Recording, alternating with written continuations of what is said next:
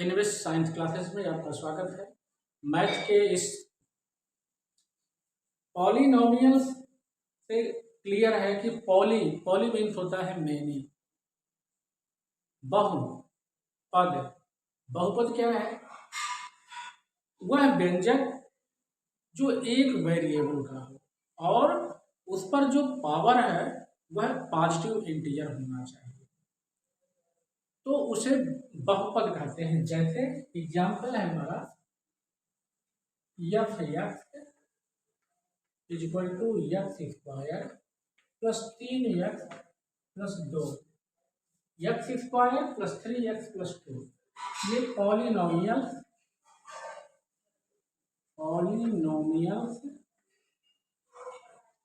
इन X variable, ये polynomials है। F Y is equal to Y cube minus 3y square plus Y plus 5, ये polynomials है। Polynomials है in Y variable, ये Y variable है। अब इसमें कितने टर्म है, कितने पद हैं? इसमें 3 स्टेप पद है, इसमें 4 पद है, लेकिन इसमें जो वेरिएबल है यह वाई है और इस पर जो पावर है, एक्सपोनेंट है, यह 2 का है, 3 का है। अब जितना इसमें जो मैक्सिमम पावर होता है, जो मैक्सिमम घात लगती है, यह इसकी डिग्री कहलाती है। इसकी डिग्री 2 है और इसकी डिग्री 3 है। हम अगर इसका एक दूसरा एग्जांपल लेते हैं तो F Y is equal to x square plus 2 under root X plus 3। यह पॉलिनोमियल्स नहीं है। क्यों? क्योंकि एक्स पर नॉट पॉलिनोमियल।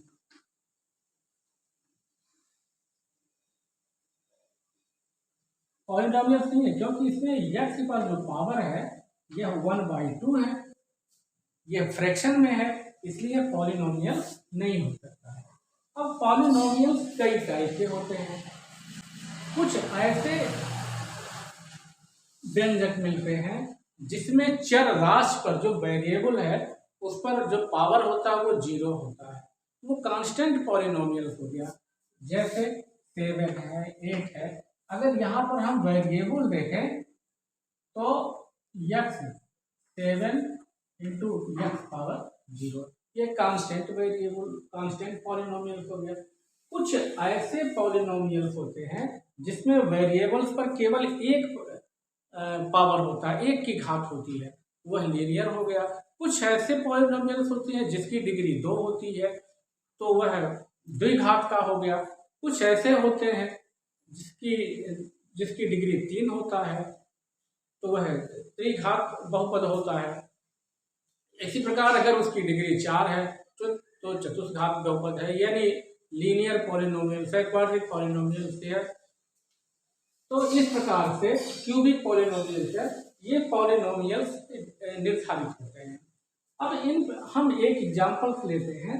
सपोज करो f x is equal to x square a x square plus b x plus c. यह एक polynomial है, यह एक बहुपद है, लेकिन यह इसकी डिग्री कितनी है? इसकी डिग्री 2 है। डिग्री 2 है तो ये 2 घात का हो गया। और इसमें पद कितने हैं, टर्म कितने? 1 2 3, तो त्रिपद व्यंजक हो गया।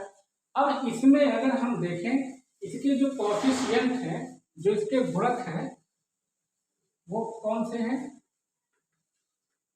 कोएफिशिएंट इसके हैं, ए हो गया, ये बी हो गया और ये सी कांस्टेंट हो गया। ये ए बी सी इसके कौन? अब यदि अब इसे हम जानना है इसका जीरोज क्या होगा। जीरोज जितने डिग्री का वह पॉलिनोमियल्स होगा उतने उसमें जीरोज हो सकते हैं मैक्सिमम। अगर 2 डिग्री का है तो 2 जीरोज होंगे। 3 डिग्री का पॉलिनोमियल्स यानी क्यूबिक पॉलिनोमियल्स है तो उसमें 3 जीरोज होंगे। तो जीरोज क्या है? यदि किसी पॉलिनोमियल्स में एफ एक्स 0 हो जाए, यानी एक्स की वह वैल्यू जो वेरिएबल है जो इस पूरे पूरे पॉलिनोमियल्स को ये एफ एक्स को जीरो कर दे तो वह उसका जीरोज कहलाता है, शून्य कहलाता है।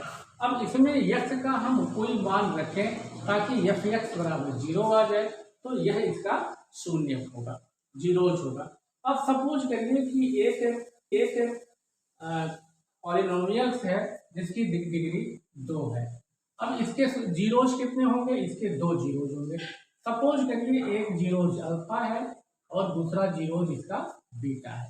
तो जब जो जीरोज अल्फा और बीटा है तो इस पॉलिनोमियल को हम यूं लिख सकते हैं यक्स माइनस अल्फा और यक्स माइनस बीटा, और तब इसकी जो एफ एक्स होगी ये शून्य होना चाहिए क्योंकि ये इसका वेरिएबल है। तो यक्स माइनस अल्फा और यक्स माइनस बीटा, आइए अब हम जिससे मल्टीप्लाई कर रहे हैं तो x square minus alpha plus beta into x multiply करेंगे, इसका इसमें यक्स स्क्वायर हो गया, इसमें माइनस अल्फा हो गया, इसमें माइनस बीटा हो गया और ये प्लस अल्फा बीटा हो गया। अल्फा और बीटा जो है ये इसके 2 जीरोज हैं।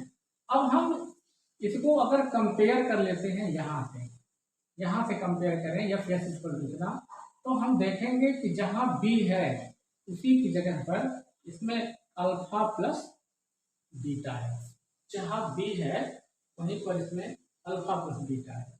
अब हम इसे क्या कर सकते हैं, और जहाँ सी है वहीं पर इसमें अल्फा बीटा है, लेकिन यहाँ जो एक्स स्क्वायर है यहाँ इसका गुणांक 1 है, यहाँ इसका गुणांक ए है।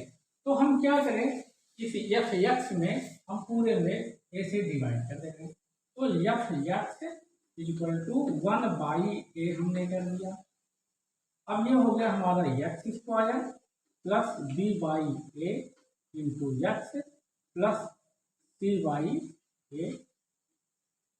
अब एफ एक्स इक्वल टू 0 तब इसका शून्य निकलेगा, तो x square plus b by a into x plus c by ए।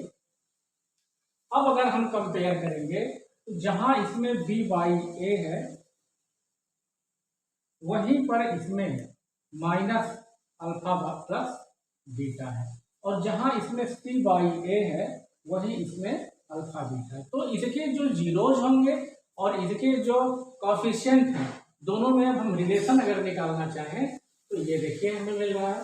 तो क्या हुआ, अल्फा प्लस बीटा, इसकी जगह पर यानी minus alpha plus beta equal to b by a, या alpha plus beta equal to minus b by a, एक हमें रिलेशन प्राप्त हो गया, यानी sum of the zeros is equal to minus b by a. अब हम यहाँ से कंपेयर कर लेते हैं सी बाई ए से, तो alpha beta is equal to C by, ये हमारा अगर दो घात का बहुपद है तब उसके जीरोज और उसके कोएफिशिएंट के बीच में ये संबंध है, alpha plus beta is equal to minus b by a, alpha beta is equal to C by a. अब यदि हमें सम ऑफ द जीरोज या प्रोडक्ट ऑफ द जीरोज पता हो तो हम बड़ी सरलता से निकाल सकते हैं सभी के वह पॉलिनोमियल हम ज्ञात कर सकते हैं, हम समीकरण ज्ञात कर सकते हैं जो द्विघात का समीकरण होगा। तो होगा क्या, x square minus alpha plus beta into x plus alpha beta. यदि हमें अल्फा बीटा जीरोज ज्ञात है तो हम फिर से इस द्विघात समीकरण को निकाल सकते हैं। अब हम एक एग्जांपल ले लेते हैं। आज एग्जांपल ये है F x is equal to x square minus 5x plus 6, यह एक द्विघात का समीकरण है। हमें इसके जीरोज निकालने हैं और इसके कोएफिशिएंट से इसकी तुलना भी करनी है। तो चलिए पहले इसका फैक्टर कर लेते हैं। एफ एक्स इक्वल टू क्या होगा, इस 6 को ऐसा फैक्टर करें, ऐसा खंड करें कि ये जोड़ने पर 5 है, क्योंकि यहाँ अगर प्लस होगा तो इसे जोड़ करके ही प्राप्त करेंगे। अगर यहाँ माइनस होता तो इसे घटा करके, अब होगा क्या, 3 2 6, यानी 3 और 2 ये जोड़ेंगे तो 5 मिल जाएगा। तो एक्स स्क्वायर माइनस 5 को हम लिख दे रहे हैं -3x -2x और प्लस 6।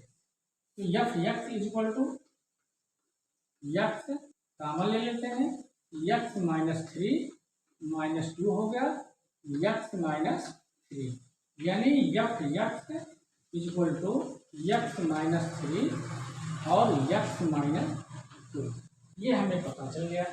अब जीरोज लाना है तो जीरोज के लिए ये कंडीशन क्या है, x इक्वल टू 0 होना चाहिए।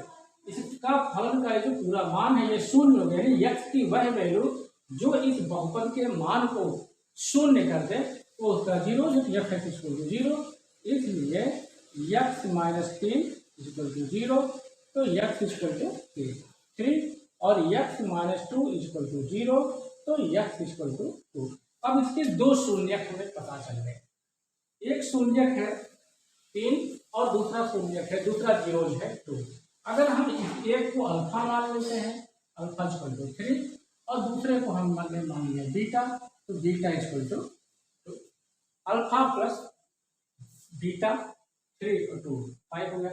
अब हमें अगर कंपेयर करना है तो देख लेंगे पहले अल्फा प्लस बीटा कितना हुआ, 3 और प्लस 2 यानी कितना हुआ 5।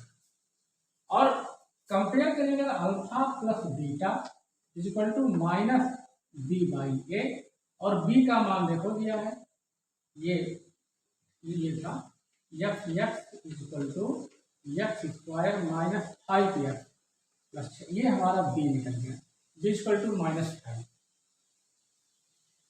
तो अब यहाँ पे इसे हम इरेज कर रहे हैं, ये देखो, तो alpha plus beta equal to minus, और ये -5 है ही, और ये जो है 1, यानी कितना हो गया 5, देखिए alpha plus beta equal to 5। अब अगर हमें दूसरा कोएफिशिएंट ये देखना अल्फा बीटा, ये कितना होगा, अल्फा बीटा यानी 3 × 2 यानी कितना हुआ 6। अब अल्फा बीटा होता क्या है c/a, और c की जो वैल्यू है ये हमारे c की वैल्यू यहाँ देखो दिया है 6 और a का 1 है इक्वल टू 6। तो इस तरह से हम इसके